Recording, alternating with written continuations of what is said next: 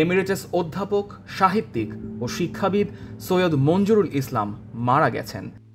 আজ শুক্রবার বিকেল ৫টার দিকে তিনি শেষ নিঃশ্বাস ত্যাগ করেন বলে দ্য ডেইলি স্টারকে জানিয়েছেন অন্য প্রকাশের প্রধান নির্বাহী মাজহারুল ইসলাম। একটি বেসরকারি হাসপাতালের নিবিড় পরিচর্যা কেন্দ্রে লাইফ সাপোর্টে ছিলেন সৈয়দ মঞ্জুরুল ইসলাম। সর্বসাধারণের শ্রদ্ধা নিবেদনের জন্য শনিবার সকাল ১১টায় তার মরদেহ কেন্দ্রীয় শহীদ মিনারে রাখা হবে। বাদ জোহর ঢাকা বিশ্ববিদ্যালয় মসজিদে জানাজা শেষে মিরপুর বুদ্ধিজীবী কবরস্থানে তাকে দাফন করা হবে। শিক্ষাবিদ পরিচয় ছাড়াও সৈয়দ মঞ্জুরুল ইসলামের বিচরণ ছিল বাংলা সাহিত্য ও মুক্ত চিন্তার জগতে। লেখক, গল্পকার, প্রাবন্ধিক হিসেবেও ব্যাপক পরিচিত ছিলেন তিনি। ঢাকা বিশ্ববিদ্যালয়ের ইংরেজি বিভাগে শিক্ষকতা করেছেন ৪৩ বছর। সর্বশেষ ছিলেন বিশ্ববিদ্যালয়টির এমিরেটাস অধ্যাপক।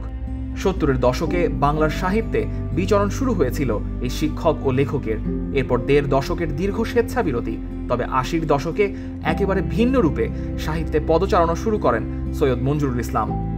সৈয়দ মঞ্জুরুল ইসলামের জন্ম ১৯৫১ সালের ১৮ জানুয়ারি সিলেটে।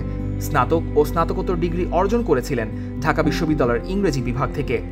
কানাডার কুইন্স বিশ্ববিদ্যালয় থেকে ইয়েটসের কবিতায় ইমানুয়েল সুইডেনবার্গের দর্শনের প্রভাব বিষয়ে তিনি পিএইচডি ডিগ্রি লাভ করেন। সৈয়দ মঞ্জুরুল ইসলাম নিয়মিত কলাম লিখেছেন একদম শুরুর দিকে সংবাদ সাময়িকীতে। অলস দিনের হাওয়া তাকে পরিচিত করে তোলে। প্রধানত বিদেশি সাহিত্য ও সাহিত্যিকদের নিয়ে আলোচনা করতেন তিনি। ১৯৯৬ সালে নন্দন তত্ত্ব বইটির জন্য বাংলা একাডেমি পুরস্কার লাভ করেন তিনি। সাহিত্যে অবদানের জন্য ২০১৮ সালে পান ২১ পদক।